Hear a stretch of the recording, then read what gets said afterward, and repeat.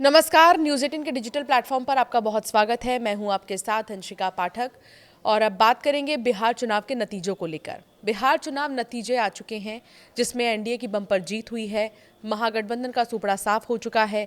लेकिन एक सवाल बरकरार है, वो ये कि क्या नीतीश कुमार ही अगले मुख्यमंत्री होंगे, क्योंकि इसको लेकर बहुत ज़्यादा चर्चा है। बीजेपी का जो ट्रेंड बीते कुछ राज्यों में देखने को मिला, बीते कुछ चुनाव में देखने को मिला, उससे तो यही लग रहा है कि ऐन मौके पर कोई सरप्राइज भी बीजेपी दे सकती है। 3 नवंबर 2025 को बिहार की एक रैली में अमित शाह ने कहा था, चुनाव का नतीजा जानना चाहते हो क्या? मेरी बात याद रखना, 14 नवंबर 8 बजे बैलेट बॉक्स खुलेंगे, 9 बजे काउंटिंग शुरू होगी और 1 बजते बजते लालू और राहुल की पार्टियों का सुपड़ा साफ हो जाएगा। शाह का दावा सच साबित हुआ। अब नतीजों के बाद 5 और सवाल उठे हैं जिनके जवाब सभी जानना चाहते हैं। इन्हीं के जो जवाब हैं वो आपसे हम साझा करेंगे और जो सवाल उठ रहे हैं वो भी आज के इस एक्सप्लेनर में जो है उस पर बात करेंगे। नीतीश कुमार बिहार के मुख्यमंत्री बने रहेंगे, पहला सवाल तो यही है। दूसरा सवाल, प्रशांत किशोर 5 साल और मेहनत करेंगे या फिर बिहार छोड़ ही देंगे, क्योंकि जन स्वराज पार्टी का खाता बिल्कुल भी नहीं खुला इस बार चुनाव में। तीसरा सवाल, क्या तेज प्रताप यादव की परिवार और पार्टी में वापसी होगी, क्योंकि अकेले तो वो नहीं चल पाए, तो क्या फिर अब वापस परिवार में आएंगे? इस पर विस्तार से आज हम करेंगे चर्चा। राहुल गांधी के वोट चोरी मुद्दे का क्या होगा? ये जो बड़ा मुद्दा उन्होंने बना रखा था, अब इसका क्या होगा? अब इसे कहाँ इस्तेमाल करेंगे या इस्तेमाल करना ही छोड़ देंगे इस मुद्दे को? बिहार चुनाव के नतीजों का पूरा देश पर क्या असर पड़ेगा, इस पर भी आज बात होगी। तो शुरुआत करते हैं। जून 2025 में एक इंटरव्यू में अमित शाह ने कहा था, बिहार का मुख्यमंत्री कौन होगा ये तो वक्त ही तय करेगा, लेकिन ये साफ है कि हम नीतीश कुमार के नेतृत्व में ही ये चुनाव लड़ेंगे। 16 अक्टूबर को शाह ने कहा, ये तय करने वाला मैं कौन होता हूं कि मुख्यमंत्री कौन बनेगा। चुनाव के बाद सभी सहयोगी मिलकर विधायक दल का नेता चुनेंगे। हालांकि अमित शाह ने 1 नवंबर को साफ कर दिया कि नीतीश ही मुख्यमंत्री बनेंगे। उन्होंने कहा, इसमें कोई कंफ्यूजन नहीं है, मैं स्पष्ट करता हूं कि नीतीश ही मुख्यमंत्री हैं और चुनाव जीतने के बाद भी वही रहेंगे। हालांकि चुनाव नतीजे आने के बाद ये सवाल दोबारा खड़ा हो गया है, क्योंकि बीजेपी अपने दम पर 90 सीटों के साथ सबसे बड़ी पार्टी बनकर उभरी है। अगर एनडीए गठबंधन से जेडीयू को बाहर भी कर दें तो बीजेपी और बाकी सहयोगी दलों के पास बहुमत से सिर्फ 4 आंकड़े कम है, 4 सीटें ही कम है, 118 सीटें हैं। जानकार ये कहते हैं कि बीजेपी जोड़ तोड़ में माहिर है और राज्यपाल भी उसी के हैं। नतीजों से साफ है कि नीतीश कुमार अब एनडीए को छोड़ेंगे तो वो कांग्रेस और बाकी पार्टियों को तोड़कर सरकार बना ही लेगी। पॉलिटिकल एनालिसिस्ट ये कहते हैं, भाजपा के लिए अब अपना मुख्यमंत्री बनाने का रास्ता साफ हो गया है। अगर कुछ सीटें कम भी होती हैं तो उसके लिए 8 से 10 विधायकों का जुगाड़ करना कोई बड़ी बात नहीं है। भाजपा अगर ऐसा नहीं करेगी तो सिर्फ गठबंधन का धर्म बचाने के लिए, वरना अब उस पर नीतीश का प्रेशर ज्यादा काम नहीं करेगा। अब बात करते हैं प्रशांत किशोर की।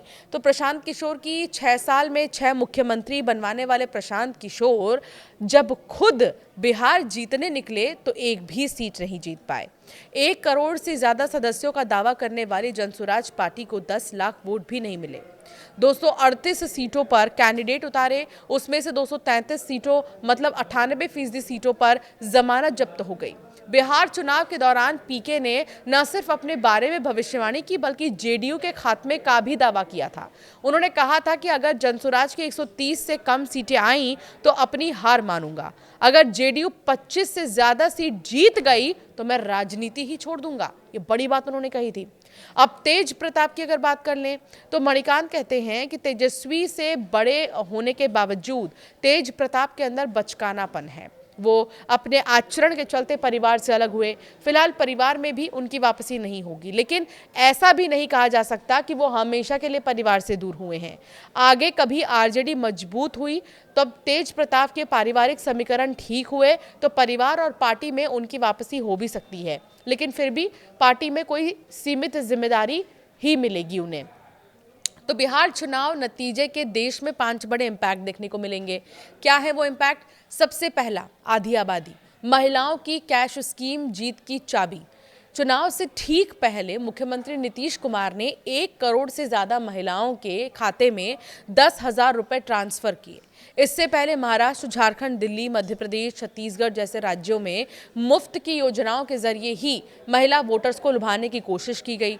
बीजेपी अब भी अपने सहयोगियों के भरोसे रहेगी। दूसरा फैक्टर ये है, राहुल गांधी का जो वोट चोरी कैंपेन है वो फेल साबित होता नजर आ रहा है और अब इस पर भी सवाल उठेंगे। अब बाकी देश में भी एसआईआर की प्रक्रिया जो है वो शुरू हो सकती है। इम्पैक्ट ये पड़ने वाला है। 2026 में पश्चिम बंगाल, असम, तमिलनाडु, केरल और पुडुचेरी में विधानसभा चुनाव होना है। ऐसे में आने वाले इन चुनावी राज्यों में भी वोटिंग परसेंटेज बढ़ सकता है। तो बिहार में जो चुनाव हुए, जो नतीजे आए, उसका इम्पैक्ट देश भर में पड़ने वाला है और सबसे ज़्यादा आधी आबादी यानी महिलाओं पर। इस बार बिहार में रिकॉर्ड तोड़ वोटिंग हुई है। इस बार बिहार में वोट परसेंटेज को ही देखकर जानकारों ने ये कह दिया था कि अगर आधी आबादी के वोट प्रतिशत ज़्यादा हैं तो इससे ये समझा जा सकता है कि मौजूदा सरकार को इसका फ़ायदा मिलेगा। मौजूदा सरकार से जो है प्रभावित है महिलाएं और मौजूदा सरकार को ही महिला वोटर्स का फ़ायदा मिलेगा। प्रधानमंत्री नरेंद्र मोदी ने भी बीते दिन बीजेपी मुख्यालय से अपना संबोधन कार्यकर्ताओं के लिए दिया और उसमें उन्होंने कहा कि कार्यकर्ता से ही पार्टी है। दूसरी बड़ी चीज़ जो उन्होंने कही वो ये कि बिहार में जो जीत हुई है वो सिर्फ बिहार की जीत नहीं है बल्कि पूरे देश की जीत है। इसमें उन्होंने खुशी भी जाहिर की, बिहार की जनता का उन्होंने आभार भी व्यक्त किया और साथ ही पूरे देश पर इम्पैक्ट करने की भी बात हो रही है। तो वोट परसेंटेज को लेकर भी उन्होंने कहा कि जो एमवाई फैक्टर महिलाओं का बहुत ज़्यादा चर्चा में रहा है, ये एमवाई फैक्टर जो महागठबंधन हमेशा से ही मुस्लिम और यादव को कहता आया है, अब नया एमवाई फैक्टर आया है, वो है महिला और यूथ। ये एमवाई फैक्टर का जिक्र प्रधानमंत्री नरेंद्र मोदी ने कल अपने संबोधन में किया, जिसका असर पूरे देश पर बहुत ज़्यादा पड़ने वाला है और साथ ही एक पॉजिटिव असर ही पड़ेगा इसका। बिहार चुनाव में जो नतीजे सामने आए वो रिकॉर्ड तोड़ नतीजे थे। किसी ने भी नहीं सोचा था कि ऐसी पार्टीज़ भी है जो बहुत अच्छा प्रदर्शन कर सकती थी या उनसे बहुत ज़्यादा उम्मीदें थी, लेकिन एक भी सीटें नहीं आई।